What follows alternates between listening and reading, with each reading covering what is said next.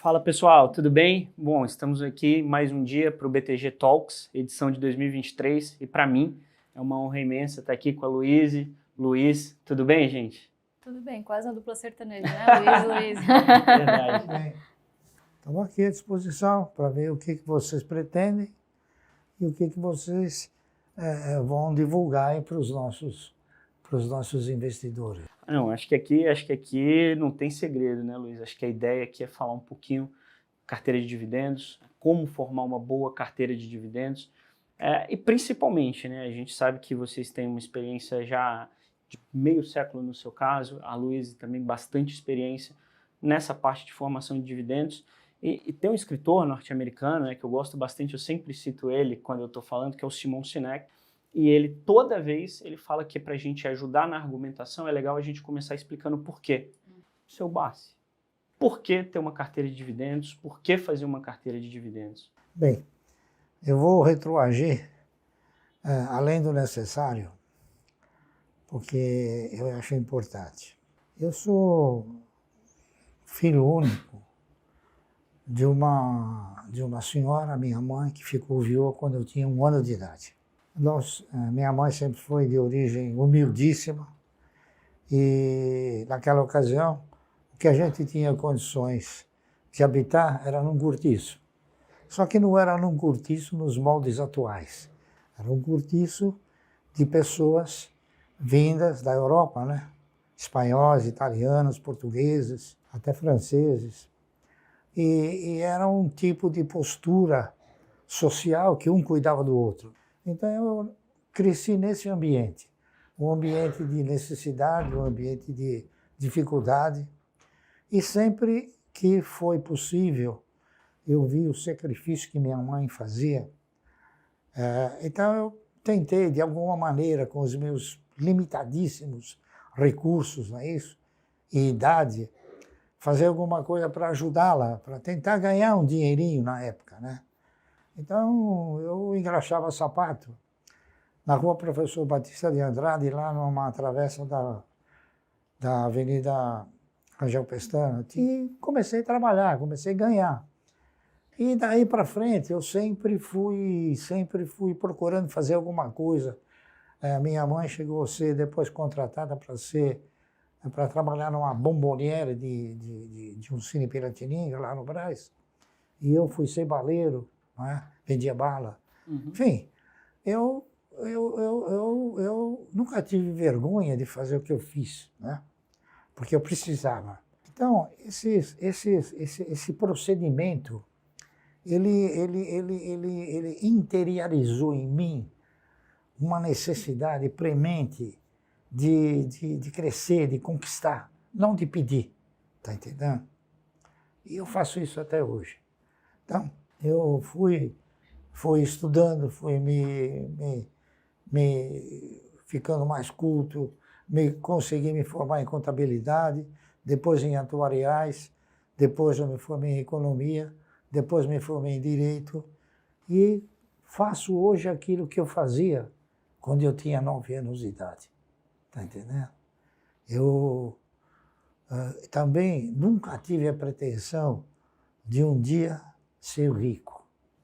O que eu tive sempre foi medo de voltar a ser pobre. Está entendendo? Que eu sei o que é ser pobre. Então essa é a minha estrutura. Ao chegar num determinado momento da minha existência, eu percebi um negócio que foi assim aleatório.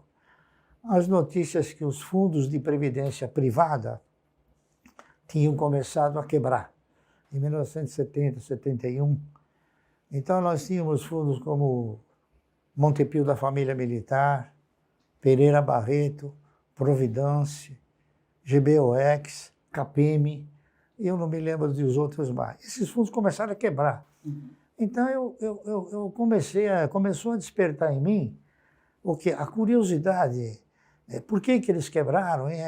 Se eles tinham um compromisso, uma honra de entregar uma previdência.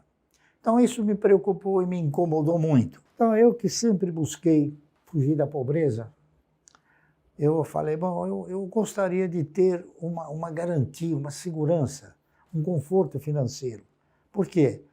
Porque já naquela ocasião eu interpretava o seguinte: o cidadão que consegue alcançar um conforto financeiro, ele tem pelo menos 80% dos seus problemas solucionados.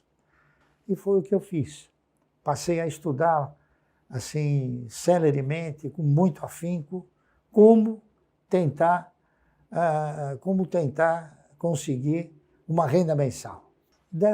Desse raciocínio de renda mensal, evoluiu para a carteira de renda mensal, que o mercado depois acabou apelidando de carteira de previdência. Então, o que eu fiz? Eu quis tentar edificar, pavimentar uma carteira de renda mensal, só que com renda fixa jamais eu conseguiria isso. Uhum. Então, eu tinha que me associar ao quê? Aquilo que é uma das coisas mais importantes no mundo, tá certo? Eu tinha que exorcizar a agiotagem. Eu tinha que fazer o quê? Eu tinha que mirar os meus investimentos para a geração de riqueza. Foi o que eu fiz. Onde é que você gera riqueza? Investindo na produção, tá certo? Então, foi o que eu fiz.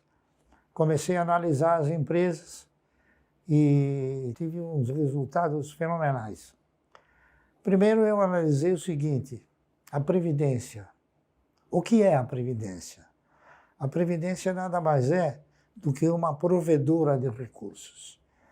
Ela disponibiliza uma parte daquilo que o cidadão trabalhou durante muitos anos, e interpretando-se que aquilo que ela está provendo para o indivíduo, ele tem condições de se manter, coisa que não tem.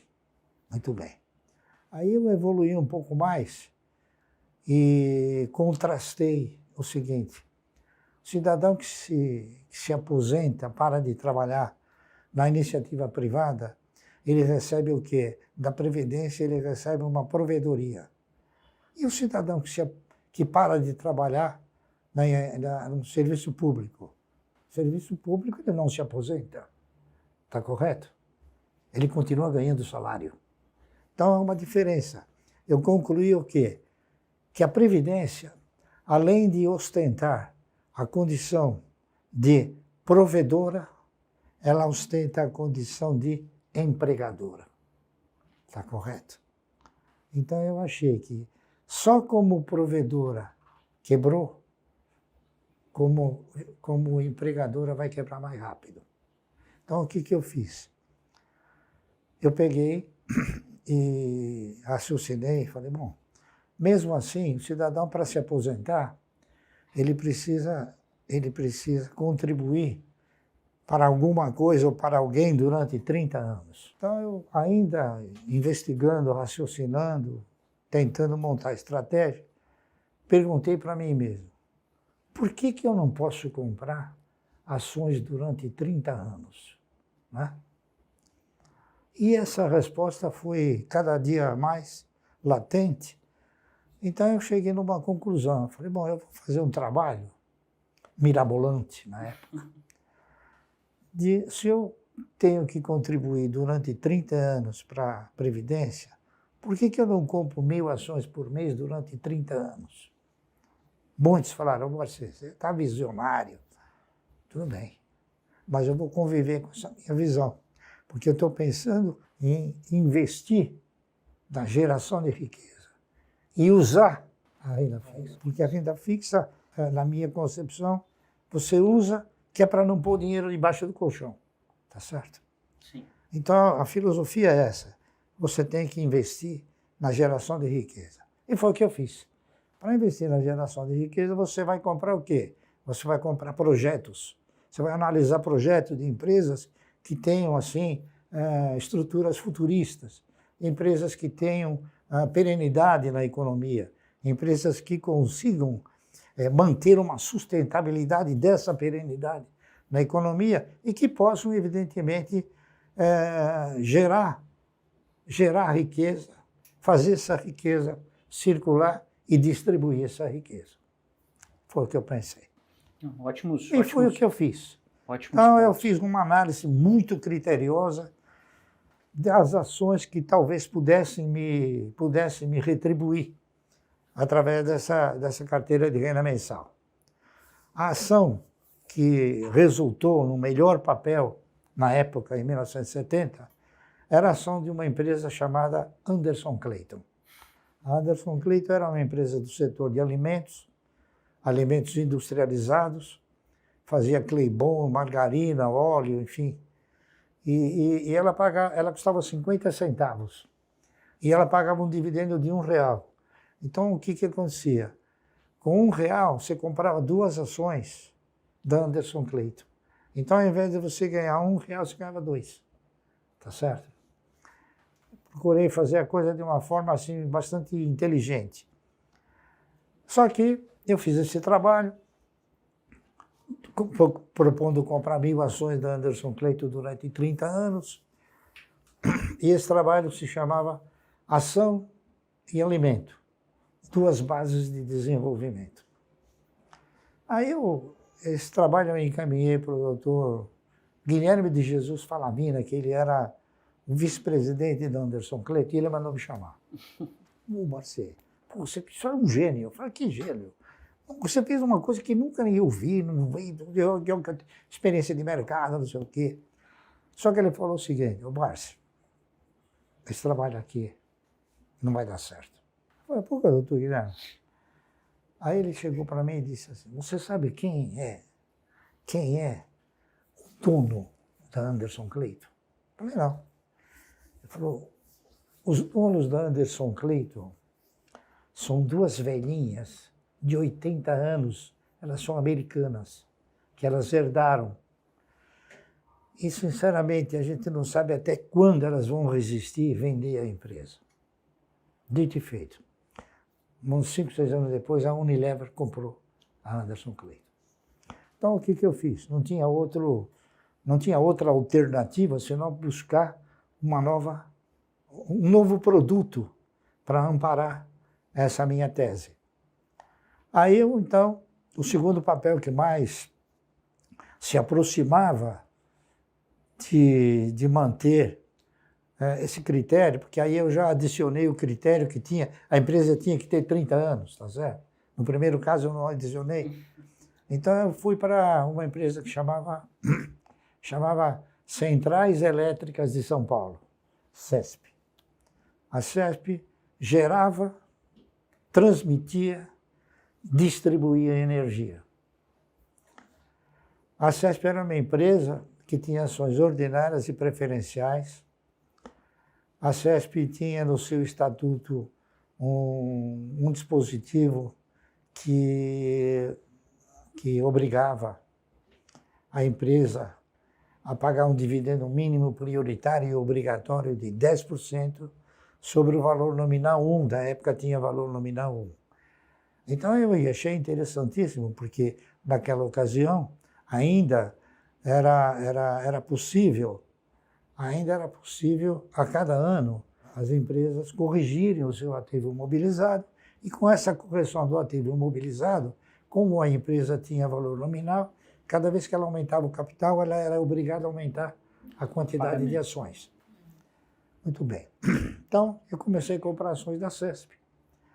Fiz o trabalho. Estou com o trabalho aí, se você quiser ver. Claro que quero. Então, o que aconteceu? Eu projetei esse trabalho, elaborei, pus 1 por 1, 1000 ações por mês, como é que faz, como é que não faz, detalhei, pormenorizei. E como eu era um economista novo, etc., querendo sempre com aquela ideia de evoluir, eu me associei à Ordem dos Economistas. Então, tinha um grande amigo, Vitor Davi, ainda é vivo.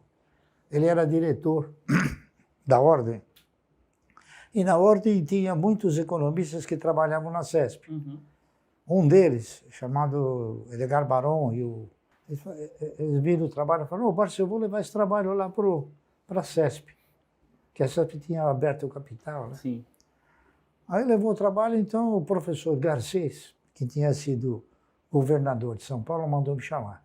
Ele e o diretor financeiro, que era um tal de Moacir Teixeira, um cara inteligentíssimo. Cheguei lá, no salão, sou Barça, é o seguinte, a gente olhou esse trabalho aqui, nós vamos comprar esse trabalho. Eu falei, olha, sinceramente, eu não fiz o trabalho para vender. Eu fiz o trabalho porque é uma inspiração minha. Eu fiz o trabalho para mim e para tentar mostrar para os outros, para ver se realmente um dia ele vai funcionar, porque eu não sabia se ia funcionar, não é? Entendeu? Não, mas esse trabalho está ótimo, está não sei o quê, está projetivo, está, enfim, nós vamos comprar o trabalho. Eu vou comprar, eu falei, olha, para que o senhor quer o trabalho? Ele falou, porque nós vamos mandar publicar. Eu falei, então, não precisa entregar nada. Ele falou, poxa, eu vou fazer o seguinte, eu vou mandar publicar, eu vou botar seu nome. A CESP nunca fez isso. Eu falei, oh, fico feliz, né? E ele fez o trabalho e botou no meu nome. Caramba. E agora, outra particularidade. Eu tinha esperança, mas não segurança, que uma carteira de renda mensal pudesse dar resultado, não é isso? Porque é difícil você prever, né, uma coisa tão importante, tão significativa da época, né? Hoje não, mas da época sim. Então eu fui pensando, que título que eu vou colocar nesse trabalho. Se eu tinha tanta confiança nos projetos, e você não compra projeto, é isso? Diretamente. Você compra projeto indiretamente. O que você compra são as ações. Então eu me permiti interpretar o seguinte, se eu tenho confiança que este projeto vai me proporcionar uma renda mensal, então eu vou colocar que essas ações vão garantir o meu futuro.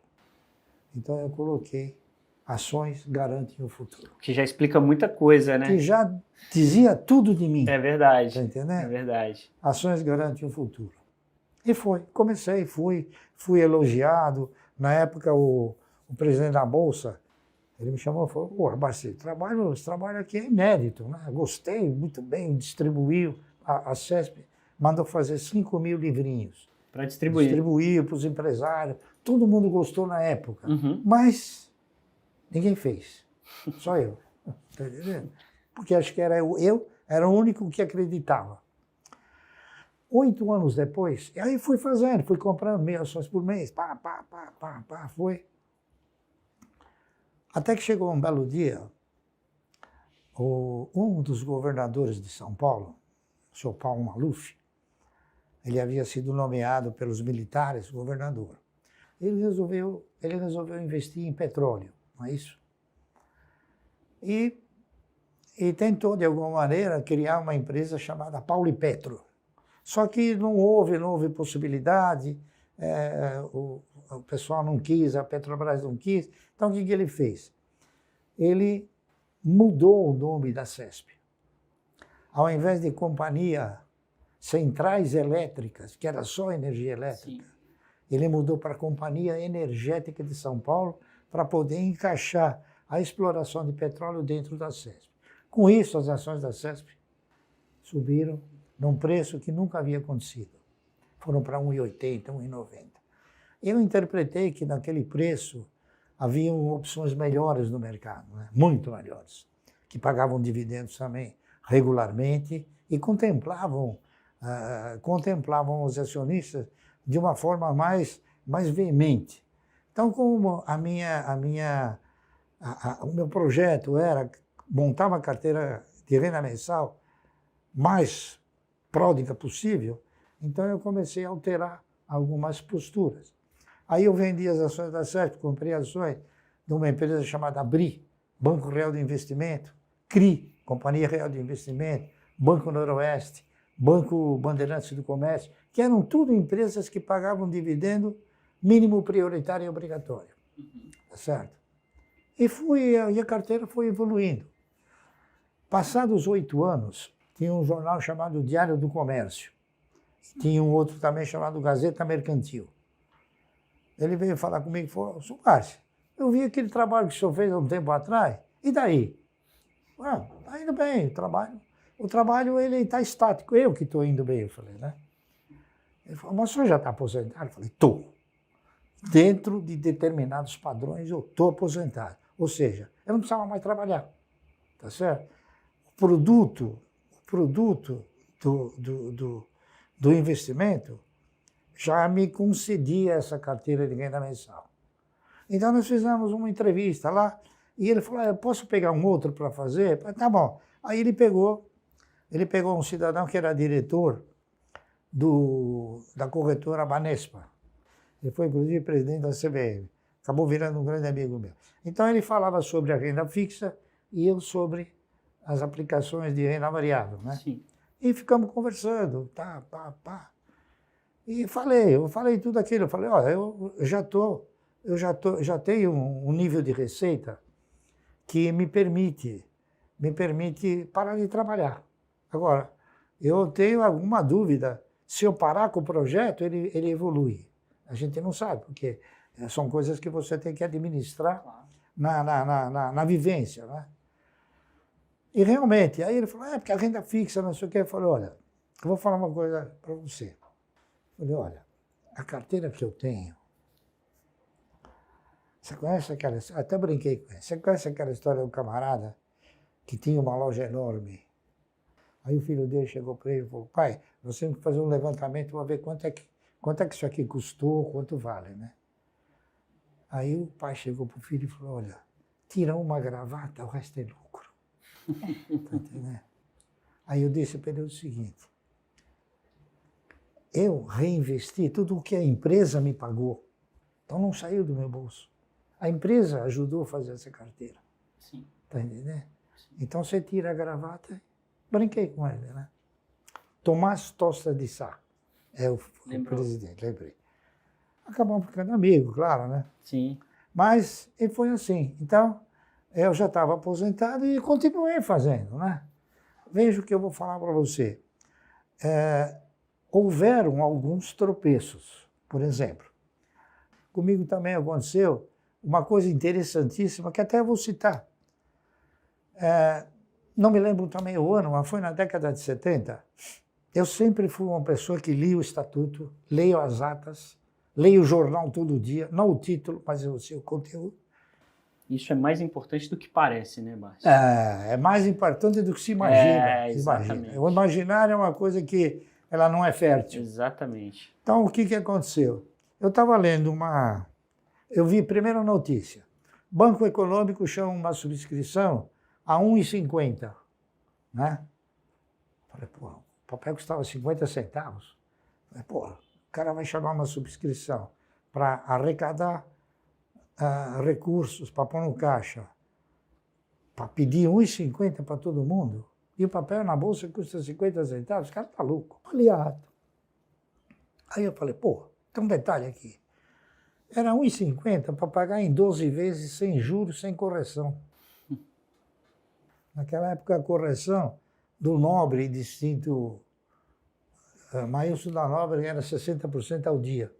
Tá entendendo? Falei, bom, isso aqui tem alguma coisa que está errada aqui. Eu não sei o que é, mas vou ter que descobrir. E, de repente, deu um estalo. Eu falei, bom, o cara ele vai chamar a subscrição, ele paga 10% e depois ele dá um dividendo. Foi o que aconteceu. Eu cheguei no departamento de ações do Banco Econômico, que era onde é a bolsa hoje, né? Tem aquele portal que tem aquelas moedas grandes, era lá. Eu não tenho ações do Banco Econômico, né? Mas gostaria de ter. Dá para subscrever? Ele falou, dá. Quanto o senhor quer? Ninguém vai subscrever. O cara mesmo falou para mim. Vai sobrar muito. Eu falei, poxa, pode ser 5 milhões de ações? O cara quase caiu da cadeira. Né? Basicamente você na subscrição. Ele falou, o senhor não pode sair daqui. O senhor quer 5 milhões de ações? Vai. Subscrevi 5 milhões de ações lá. Paguei os 10%. Ficou de graça. Sabe por quê? Porque era uma grande jogada do controlador. O controlador fez isso para ninguém fazer. Sobrou tudo para ele. Aí ele começou a dar uns dividendos altos, o dividendo pagou a subscrição. Entendeu? Nossa, não, ótimo. Ainda sobrava. Então sobrava grana. Não, então ótimo. eu acabei ficando sócio do Ângelo Calmonte Sá. E é isso aí. E sabe, são coisas que não é nada depreciativo. O empresário, ele tem o direito de fazer o que ele quiser. Só que você também tem o direito de descobrir o que ele conseguir, né? Mas você precisa detalhar. Você tem que estar atento, tem que ler. Não, tem bastante coisa do que você falou que eu acho que dá pra gente ficar aqui conversando durante um bom tempo. Mas teve uma coisa específica que me chamou muito a atenção e que é o processo de aprendizagem. Teve um determinado momento na sua fala que você começou de uma maneira e aí quando você foi fazer um segundo investimento, você falou, pô, pera lá, deixa eu melhorar o meu processo de investimento. Claro, e aí até passando a bola um pouco para a Luíse, porque muito do processo de investimento hoje, principalmente dessa carteira previdenciária, passa desses seus aprendizados e passa pela maneira que a Luíse conseguiu explicar e processualizar essa maneira. Como é que vocês fazem hoje, Luíse? O que vocês Antes de você preferem? falar, eu gostaria só de concluir. Claro. Eu em 1970 e 71, edifiquei, construí, pavimentei essa carteira chamada Carteira de Renda Mensal. Ao projeto eu dei o nome de Ações Garante o Futuro, não é isso? E foi. Hoje, eu modificaria o nome do projeto. Por quê? Porque hoje já não é mais esperança. Então, hoje eu colocaria o nome assim: Ações Garantem um Ótimo Futuro. Poxa, excelente nome. Tá Excelente certo? nome, Márcio. É isso aí. Concluí. Ótimo. Bom, vamos lá, né? Muitos dizem que tudo que ele construiu se deve ao fato dele ter sido pioneiro, de ter comprado ações a centavos, né? Entretanto, as pessoas se esquecem do nível de dificuldade que se tinha em investir naquela época. Então, você tinha uma assimetria de informações muito grande, você tinha um custo operacional maior. Então, quer dizer, para você descobrir uma jogada como essa, que é lucrativa, você tinha que ter acesso ao diário oficial, ler milhares de documentos, né? Hoje, tudo a gente vive na era da informação, é tudo muito mais fácil. Então, hoje a tecnologia permitiu a democratização, né? O acesso dos investidores pessoas físicas. Acho que nesse último ciclo de queda de taxa de juros, né, houve o interesse do brasileiro que se viu obrigado a tomar um pouquinho mais de risco, Sim. a diversificar os seus investimentos e olhar para a renda variável de uma outra maneira, né? E eu acho que isso tem muito a ver também com essa nova onda de influenciadores, de educadores digitais, né? A internet é um grande palco, obviamente que algumas pessoas se aproveitam disso e acabam desvirtuando, mas acho que tem muitas pessoas fazendo um trabalho bem legal, acho que principalmente de conscientização, né? Investir é uma tarefa que é uma jornada, né? Não é uma corrida de 100 metros, é uma maratona, né? E obviamente que para você descobrir o seu perfil de investidor, isso demanda tempo, isso demanda o que a gente chama de PDP, prioridade, disciplina e paciência, né? Então, um dos nossos desafios foi justamente pegar esse estudo da década de 70 e traduzir para uma linguagem mais atual, mais jovial, né?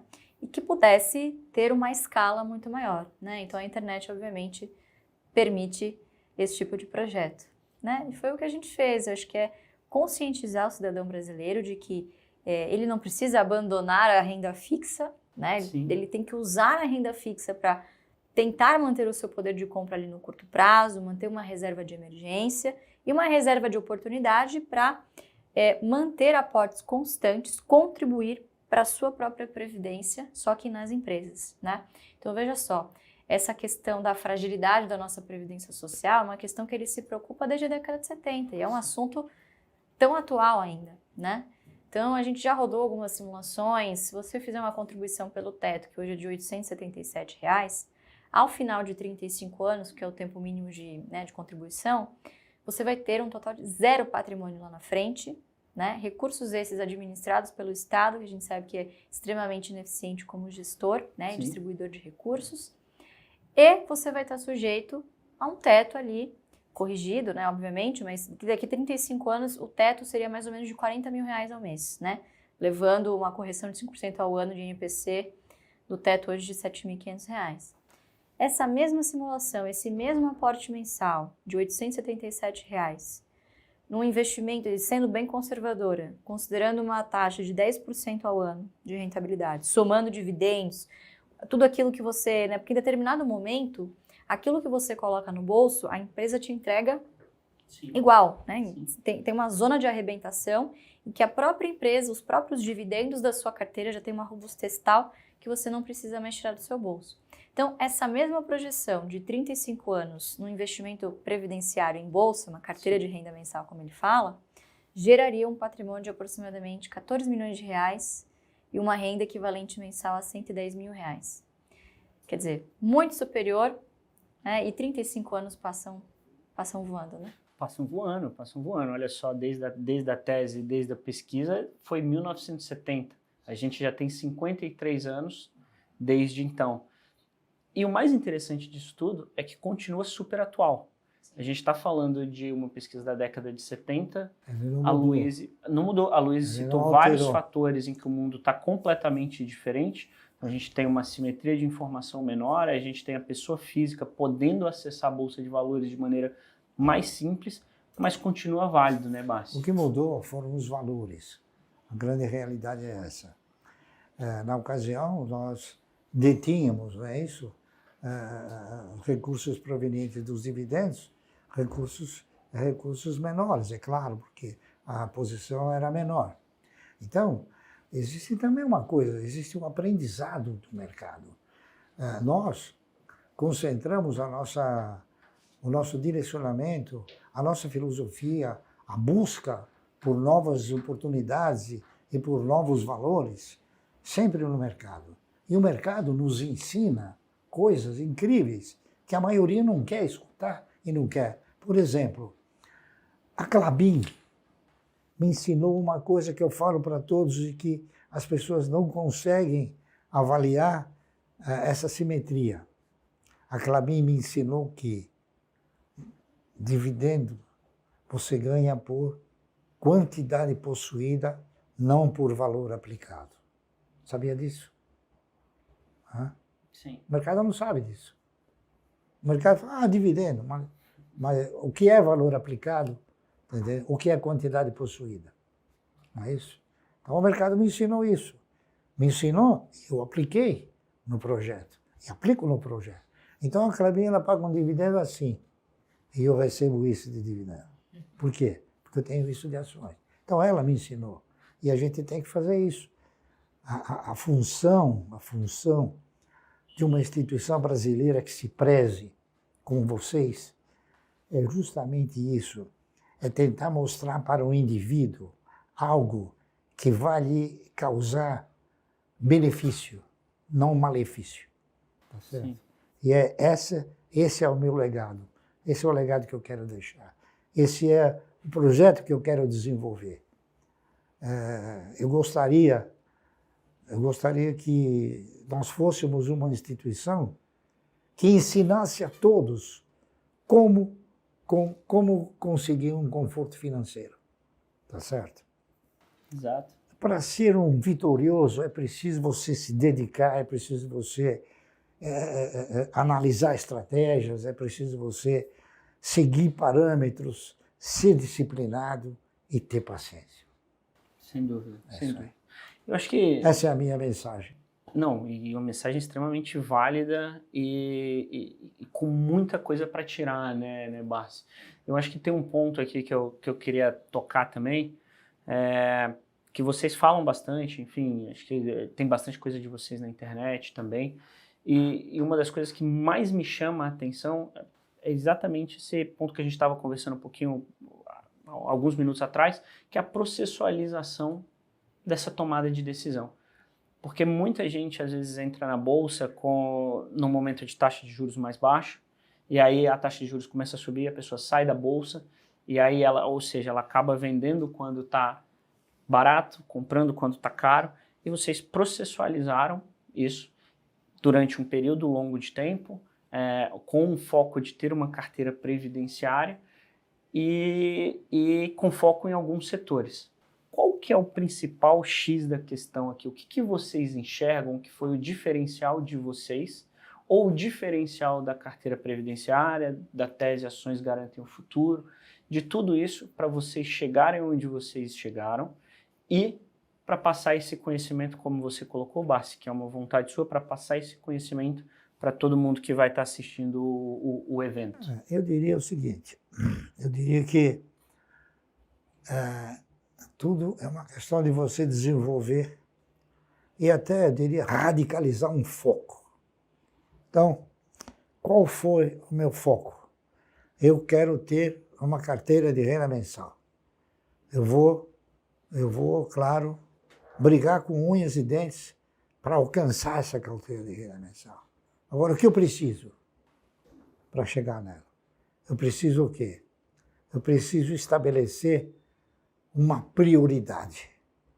Qual é a minha prioridade? A minha carteira de renda mensal. Tá certo? Então, estabelecendo essa prioridade, tudo aquilo que aparece para mim comprar, para mim desenvolver, eu pergunto, é minha prioridade? Não, então não quero. Tá entendendo? Então, Tem que saber dizer não, né? O meu foco é um foco radicalizado. É o foco da carteira de renda mensal. Por quê? Porque se eu quero formar uma carteira de renda mensal, por que eu vou vender? Senão eu não tenho, se eu vender, não tenho mais a renda mensal. São perguntas que a pessoa tem que se fazer a si própria e não ter esse desvio de conduta. Então, o que aconteceu? No instante em que eu cheguei e determinei, esta é minha prioridade. Naquele instante, sem saber, eu estava desenvolvendo uma nova machadada, diria, né? Uma nova postura dos meus valores. Por quê? A partir daquele momento eu comecei a administrar os meus egos, porque a minha coisa importante era aquilo. Até que chegou uma hora que eu controlei meus egos. Tá entendendo? Eu não faço nada se não analisar profundamente. Tá entendendo? Então,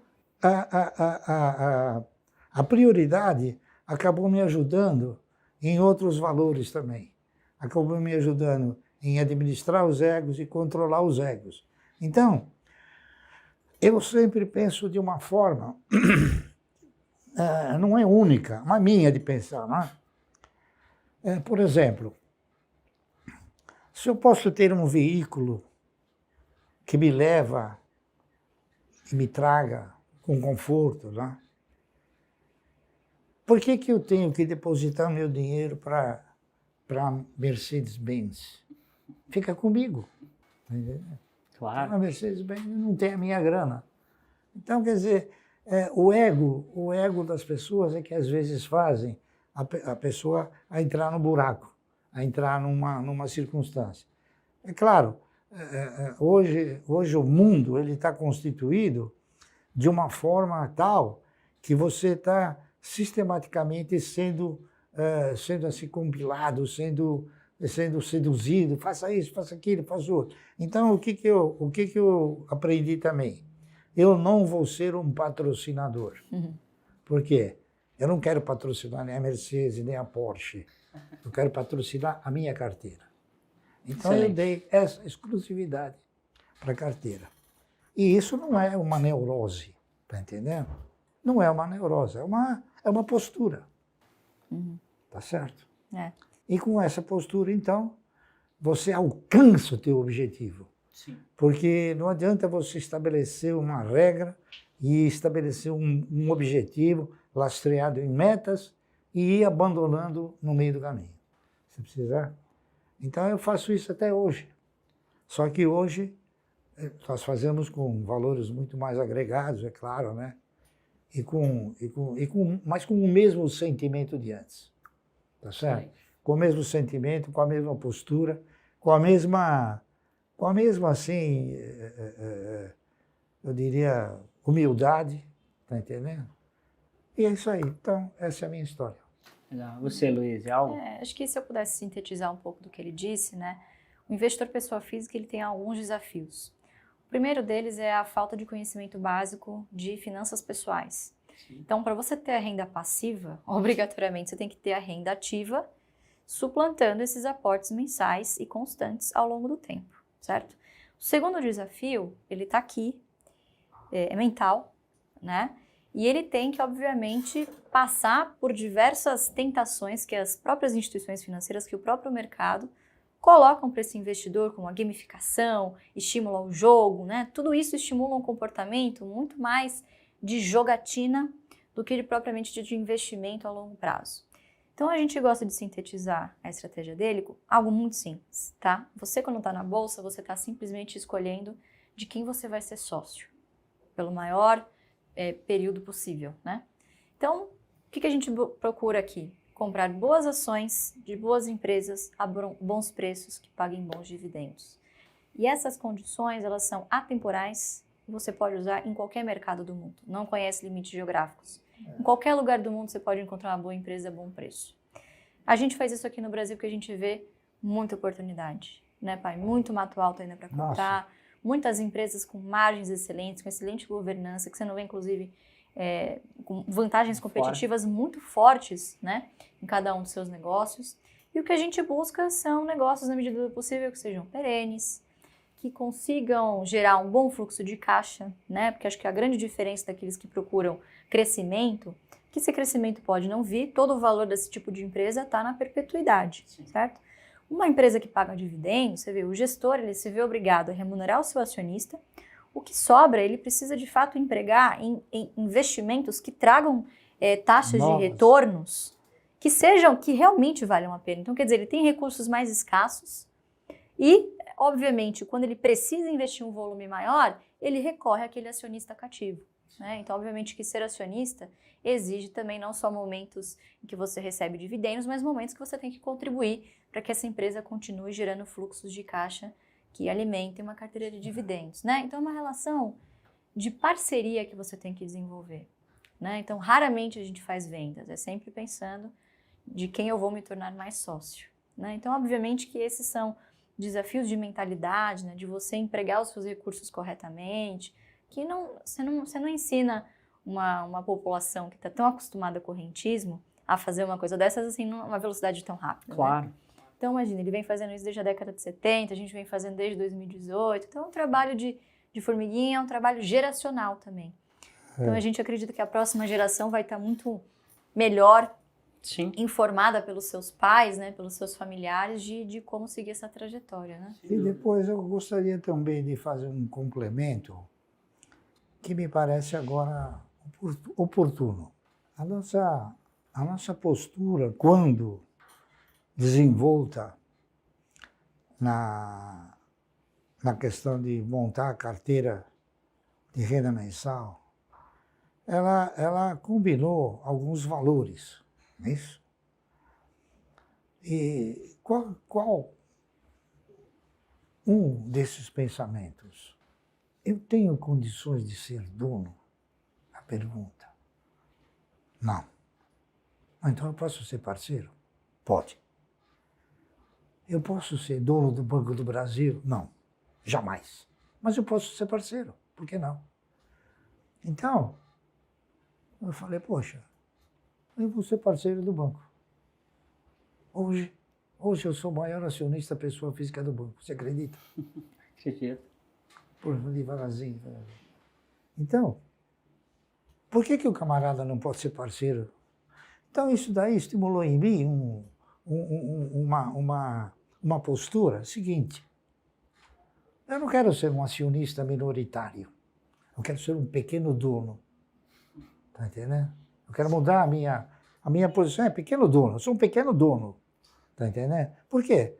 Porque o dono não vende as ações. E o pequeno dono também não tem que vender. Tá certo? Ele compra. Então, e outra coisa, você tem que associar a evolução da carteira de renda mensal à evolução da quantidade de ações. Então, isso é mais do que óbvio, né? Só que as pessoas, às vezes, não analisam com profundidade. Então, observando esse critério de querer ser pequeno dono, por exemplo, hoje eu sou um pequeno dono da Klabin. Você conhece a Klabin? Claro. Uma das maiores empresas do país. Né? Uma empresa que ostenta a direção que este país precisa. Ela investe na geração de riqueza. Ela gera riqueza, ela faz essa riqueza circular e distribui essa riqueza. Está entendendo? Tomara muitas empresas tivessem a filosofia que tem hoje a Klabin. E assim sucessivamente. Então eu sou um pequeno dono da ES Brasil, sou um pequeno dono da Suzano, sou um pequeno dono do Banco do Brasil. Aliás, do Banco do Brasil, sou o maior acionista pessoa física. Sou um dos maiores acionistas do Banco Santander, pessoa física. Tudo não é pessoa física. Sou um grande acionista, talvez, não sei, não é por uma miragem e nem por uma visão, mas sou um grande acionista de uma empresa chamada Unipar. Tenho 20% das ações, sou vice-presidente do Conselho de Administração e não quero outros, tá entendendo? A ação da qual a gente participa custa R$70 no mercado, em função do quê? Em função do direcionamento e da diretriz que você coloca na empresa, que o dono é um grande camarada, um amigo, né? E um camarada que conhece, sabe e gosta de investir, acha que tem que se investir nesse país. Mentalidade essa que está praticamente exorcizada da maioria da população. Então, a gente procura ser o quê? Um vitorioso nato. A gente não aceita a derrota. Mas a derrota ela é inerente do fato, né? Sim. Só que a gente tem poucas derrotas. Importante ter menos, né? E a gente briga para não ter, entendeu? Exato. Então é isso aí.